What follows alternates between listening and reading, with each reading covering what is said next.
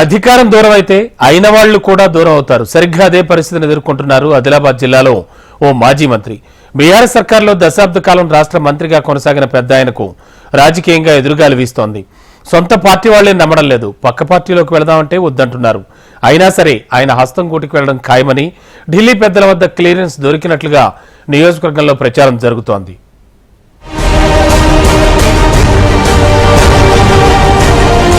Parliament ఎన్నికలు సమీపిస్తున్న వేళ ఆదిలాబాద్ లో రాజకీయాలు హాట్ గా మారుతున్నాయి. ఢిల్లీ లీడర్ మొదలు గల్లీ లీడర్ల వరకు పార్టీ ఫిరాయింపులు జోరందుకున్నాయి.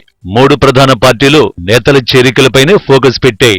ఇందులో ప్రధానంగా 10 ఏళ్ల పాటు అధికారం అనుభవించిన గులాబీ పార్టీలోనే ఎక్కువగా నేతలు ఇతర పార్టీలోకి వలస వెళ్తున్నారు. ప్రస్తుతం ఆదిలాబాద్ జిల్లాలో బీఆర్ఎస్ మాజీ మంత్రి అల్లోల ఇంద్రకరణ్ రెడ్డి కాంగ్రెస్ వైపు అడుగులు వేస్తుంటే ఆయనను అడ్డుకునేందుకు ఆందోళనలు ఊపందుకున్నాయి. మాజీ మంత్రి ఇంద్రకరణ్ రెడ్డి కాంగ్రెస్ కండువా కప్పుకుంటారని గత కొన్ని రోజులుగా ప్రచారం సాగుతోండగా ఆయన చేరికను నిర్మల్ కాంగ్రెస్ అధ్యక్షులు కూచాడి శ్రీహర్రావు వర్గీయులు తీవ్రంగా వ్యతిరేకిస్తున్నారు.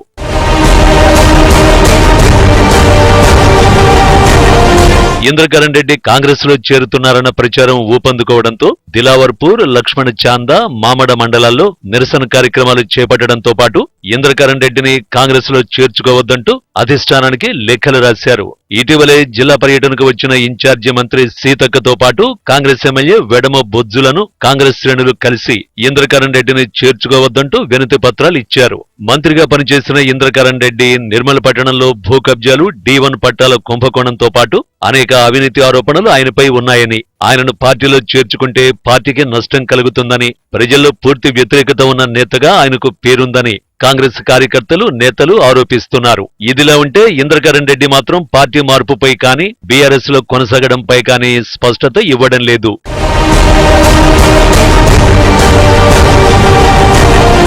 సుదీర్ఘ రాజకీయ అనుభవం ఉన్న నేత కావడం, గతంలో కాంగ్రెస్ పార్టీ నుంచి ఎంపీగా, ఎమ్మెల్యేగా పనిచేసిన అనుభవం, గతంలో పివి నరసింహారావు ప్రభుత్వం బలం లేక మైనారిటీలో కొనసాగుతున్న తరుణంలో టీడీపీ ఎంపీగా ఉన్న ఇంద్రకరణ్ రెడ్డి పివి ప్రభుత్వాన్ని నిలబెట్టి కాంగ్రెస్ లో చేరిన చరిత్రను దృష్టిలో పెట్టుకుని ఐక్యరెడ్డి హస్తంగూటికి చేరుతారని ప్రచారం సాగుతోంది. ఇంద్రకరణ్ రెడ్డితో పాటు ముథోల్ బీఆర్ఎస్ మాజీ ఎమ్మెల్యే విఠల్ రెడ్డితో కలిసి పార్టీ మారుతారనే ప్రచారం సాగుతోండగా ఇప్పటికే ఆయన శిష్యుడిగా పేరున్న సిర్పూర్ మాజీ ఎమ్మెల్యే కోనేరు కోనప్ప బీఆర్ఎస్ నుండి హస్తంగూటికి చేరిపోయారు. అయితే ఐకే చేరికపై జిల్లాలో ఓ వర్గం వ్యతిరేకిస్తున్నా ఆయనకు కాంగ్రెస్ ఢిల్లీ పెద్దలతో ఉన్న పరిచయాలతో పార్టీలో చేరిక విషయంపై క్లియరెన్స్ లభించినట్టు చెబుతున్నారు.